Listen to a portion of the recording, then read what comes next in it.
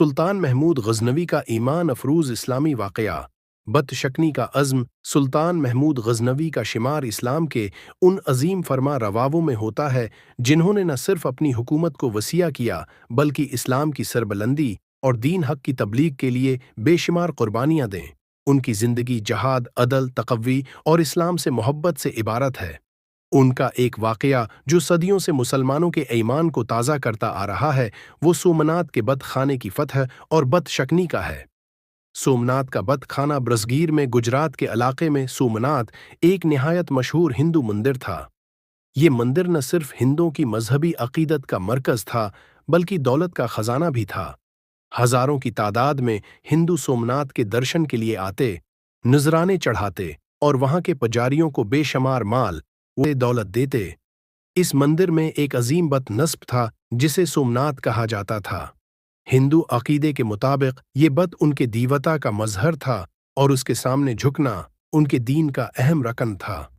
سلطان محمود کا عزم سلطان محمود جب سومنات کے بارے میں جانتا ہے تو اسے معلوم ہوتا ہے کہ یہ صرف ایک بت خانہ ہی نہیں بلکہ شرک کا مرکز ہے اور اسلام کے لیے ایک چیلنج ہے۔ سلطان نے یہ عزم کیا کہ وہ اس بت خانے کو نیست و نابود کرے گا اور شرک کے اس مرکز کو ختم کرے گا۔ بہت سے درباریوں نے سلطان ہمارا کو مشورہ دیا کہ سومنات کا رخ نہ کرے کیونکہ وہاں کی فوجی طاقت بہت زیادہ ہے اور یہ مہم نہایت خطرناک ہو سکتی ہے، لیکن سلطان نے کہا، میں اللہ کا بندہ ہوں اور اس کے دین کی سربلندی کے لیے ہر خطرہ مول لینے کو تیار ہوں۔ اگر سومنات میں لاکھوں فوجی بھی ہوں تو بھی ایک اللہ پر ایمان رکھنے والا ان سب پر غالب آ سکتا ہے۔ سومنات کی طرف روانگی سلطان نے ایک عظیم لشکر تیار کیا اور سومنات کی جانب روانہ ہوا۔ کئی دنوں کی مسافت اور دشوار گزار راستوں سے گزرنے کے بعد سلطان سومنات پہنچا۔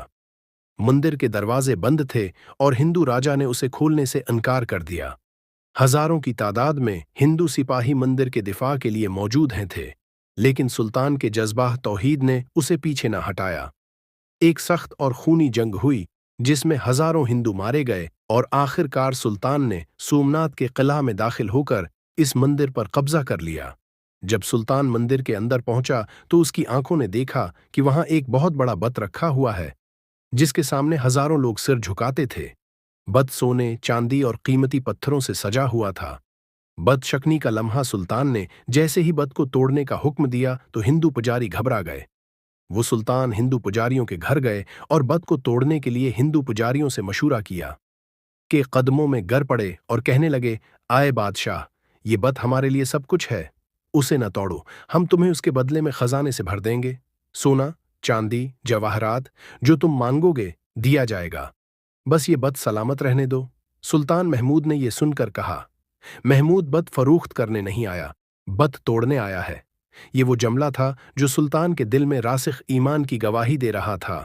اس نے تلوار اٹھائی اور اللہ اکبر کا نعرہ لگا کر بت پر پہلی ضرب ماری۔ بت ٹوٹنے لگا۔ جب مکمل طور پر بت چکناچور ہو گیا تو سلطان نے سجدہ شکر ادا کیا اور کہا، اے رب العالمین، آج تو نے اپنے بندے کو یہ سعادت بخشی کہ اس نے تیرے سوا کسی اور کے سامنے جھکنے والے مرکز کو مٹا دیا۔ نتیجہ اور سبق بت کے ٹوٹتے ہی ہندوؤں پر سکتہ طاری ہو گیا۔ انہیں اپنے دیوتا کی بے بسی کا یقین ہو گیا۔ بہت سے لوگ اسلام کے قریب آئے اور کچھ نے کلمہ پڑھ کر اسلام قبول بھی کیا۔ اس واقعے نے دنیا کو یہ پیغام دیا کہ اسلام صرف محبت کا دین نہیں بلکہ توحید کا محافظ بھی ہے۔ سلطان محمود غزنوی نے صرف ایک بت کو نہیں توڑا بلکہ شرک، ظلم اور باطل عقیدوں پر کاری ضرب لگائی۔ انہوں نے یہ ثابت کیا کہ مسلمان اگر خالص نیت سے اللہ کے دین کے لیے نکلے تو اللہ ان کی مدد ضرور کرتا ہے۔ خلاصہ، یہ واقعہ نہ صرف تاریخ کا ایک سنہری باب ہے بلکہ آج کے دور کے مسلمانوں کے لیے ایک عظیم سبق بھی ہے۔